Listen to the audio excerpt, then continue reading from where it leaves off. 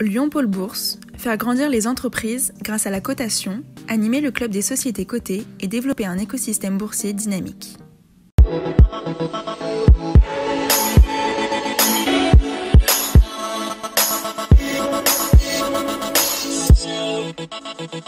Bonjour et bienvenue dans Bourse et Valeurs. Bonne et heureuse année à toutes et à tous. C'est parti pour une troisième année de rendez-vous hebdomadaire autour des valeurs régionales sur lyondécideur.com.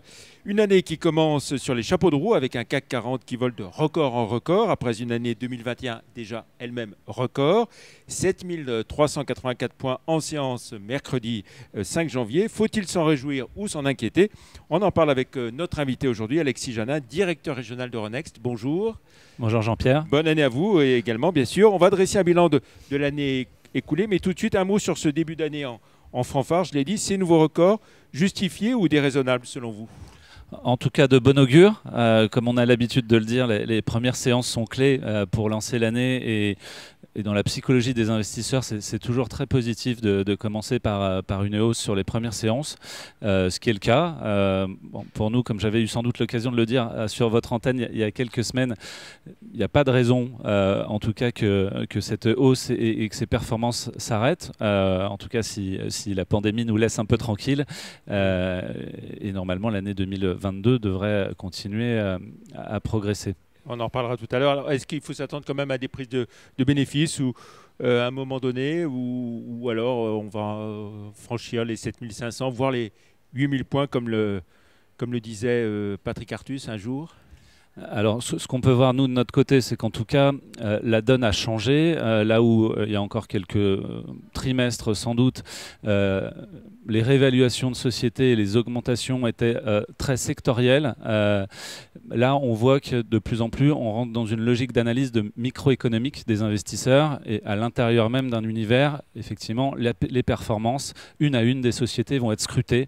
Et c'est sans doute ça qui va permettre ou non de continuer à valider cette hausse. Très bien. Alors, retour à présent donc, sur l'année 2021. Côté indice, donc on l'a dit, une année record avec une très belle progression du CAC 40, mais aussi des autres indices, notamment le LPB 40. Alors oui, une très belle année avec effectivement un CAC qui a approché le plus 30% à plus 29%. Le CAC Mid and Small un petit peu en retrait autour de 16% et le CAC Small autour de 23%. Et à l'intérieur de ces indices, celui qui a été créé spécifiquement pour la région par Lyon Pôle Bourse, qui effectivement a dépassé l'ensemble de ces indices légèrement, en tout cas avec un plus 30 sur l'indice, ce qui est très exceptionnel. Est-ce qu'il y a la confirmation que ça a été une bonne année donc, pour les valeurs régionales? Une superbe année pour les valeurs régionales, tirée du coup, parce que j'imagine que vous allez me poser la question, par finalement ce qui fait la richesse de la cote régionale, des valeurs technologiques déjà, qui sont puissantes et qui ont vraiment tiré l'indice, avec la santé notamment et Valneva, avec les valeurs exposées aussi à la clean tech, comme Metabolic Explorer ou Evergreen, et puis encore une performance à nouveau exceptionnelle dans le digital avec Esker qui a continué à progresser très très fortement et qui vient de dépasser il y a quelques jours les 2 milliards d'euros de capitalisation boursière, ce qui est assez fantastique. Alors justement, si on s'intéresse aux plus fortes hausses, vous venez d'en citer quelques-unes. Il y a aussi Moulinvest. Oui, il y a aussi. Alors, j'aurais pu la rattacher d'ailleurs aux valeurs clean tech, tout à fait. La filière bois qui est de plus en plus utilisée, de plus en plus plébiscitée, notamment dans la construction. Mais effectivement, vous faites bien de le souligner, il y a aussi un certain nombre de valeurs industrielles qui ont soit très bien rebondi après une crise qui les avait secouées, soit qui ont été extrêmement résilientes pendant la crise. On peut en citer quelques-unes. Comme Precia Molen, comme Clasquin, bien entendu, comme GL Evans, qui a repris du poil de la bête après une année 2020 plus compliquée. Voilà, et puis vous l'aviez dit, transition énergétique, transition Evergreen à plus 219% et Metabolic Explorer plus 179%. Des baisses quand même, on va en citer quelques-unes.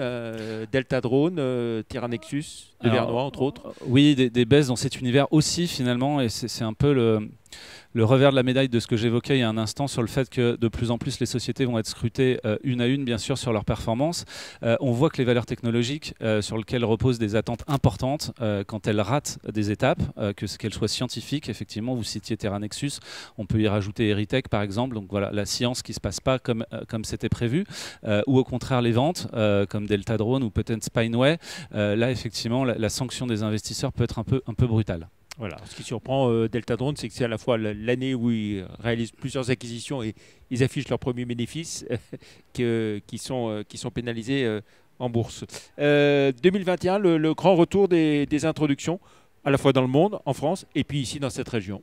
Exactement, vous avez tout dit, une année record au niveau mondial, une année record pour Euronext sur l'ensemble du groupe, parce qu'on a dépassé les 200 introductions en bourse sur l'année, à 212, très loin devant l'ensemble des autres bourses européennes, 64 en France, dont 27 IPO, 64 en France, pour donner une petite idée, c'est comme le triple de ce qu'on avait eu en 2020 et le triple de ce qu'on avait eu en 2019, donc vraiment une année exceptionnelle à ce niveau-là.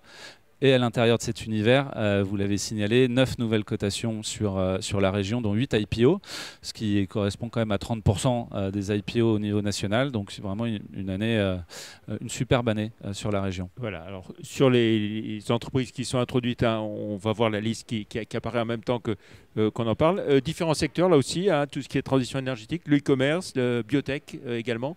Oui, on voit à nouveau qu'on a une région très très riche, à la fois dans la qualité des entrepreneurs, mais aussi dans la qualité des technologies qui y sont développées. Vous l'avez cité, notamment en ce qui concerne la transition énergétique, Waga Energy, Afiren, HRS, un ensemble de sociétés, pour la plupart deep tech, qui ont émergé dans la région et qui ont pour ambition de devenir des leaders au moins européens, si ce n'est mondiaux. Voilà, et puis encore une biotech, hein, Mad Pharma.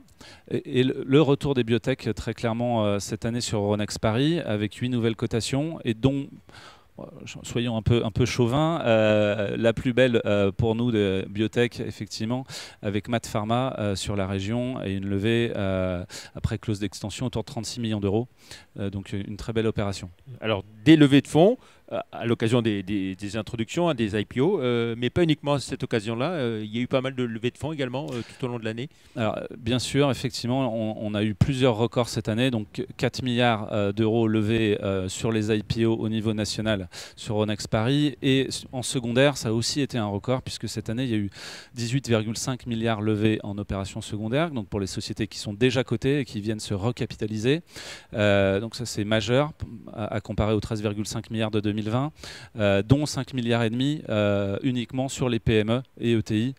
Donc à nouveau, on le dit souvent, mais l'IPO, c'est pas une fin en soi, on continue son chemin de financement et son chemin de croissance, et les investisseurs sont là tout au long de la vie de la société pour continuer à l'appuyer et à franchir les étapes.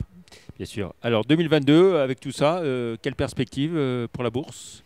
Alors, ce qu'on peut évoquer, c'est qu'on reste assez confiant, pour ne pas dire très confiant, avec des niveaux d'intérêt à la fois des investisseurs, mais aussi des entrepreneurs qui sont soutenus, et des perspectives de nouvelles cotations qui, pour nous, devraient rester forte.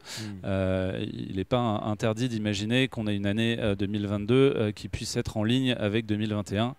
À nouveau, si toutes les conditions restent réunies. Voilà, pas de raison de voir dans cette très forte progression une bulle qui se créerait et qui menacerait d'exploser. Alors, il y a deux choses que je distinguerais. Le niveau des valorisations, d'une part, et l'intérêt des entrepreneurs pour la cotation et pour prolonger leur aventure entrepreneuriale avec ces outils.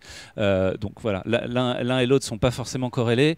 Et pour moi, la bonne nouvelle, c'est très clairement le retour de l'intérêt des PME. Alors, les PME technologiques, ça faisait un moment qu'elles étaient intéressées, mais on voit déjà que leur niveau de maturité augmente à la cote. Et on a eu plusieurs licornes cette année à Paris, ce qui a bien validé cet intérêt-là. Et puis aussi, on voit de plus en plus de sociétés, de primo-entrepreneurs, de PME familiales qui sont intéressées par la cotation et qui franchissent le pas. Et ça, c'est plutôt une très bonne nouvelle. Voilà, avec encore d'autres introductions donc en 2022 à prévoir. Oui, j'espère que sur la région, comme je vous l'évoquais, en ligne avec la France, on soit, on est à nouveau un nombre assez important, en tout cas c'est ce que j'anticipe. Nous verrons si ça se réalise, de nouvelles cotations sur 2022. Très bien. Pour finir, on va dire un mot sur Euronext. Une belle année aussi pour vous, des belles perspectives donc. Oui, depuis l'IPO, on a eu en 2014 d'Euronext sur son propre marché. Effectivement, la capitalisation a été multipliée par 6. L'acquisition structurante de Borsa Italiana a permis au groupe de franchir très clairement l'an dernier, des caps, une nouvelle étape en termes de chiffre d'affaires tout d'abord, puisqu'on dépasse le 1,4 milliard aujourd'hui, de rentabilité aussi.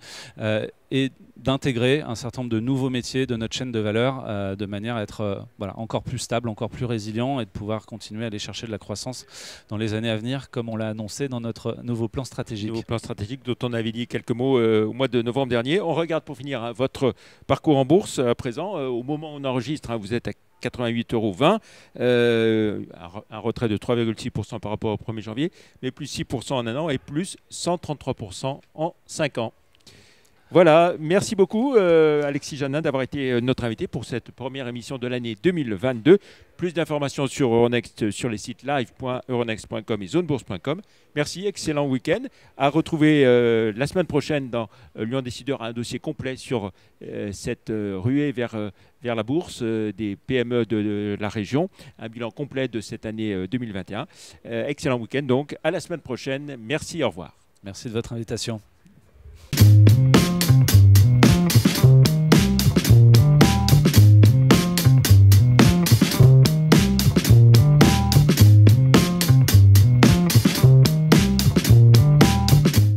Retrouvez les enregistrements et informations de marché sur les sites de Zone Bourse et d'Euronext.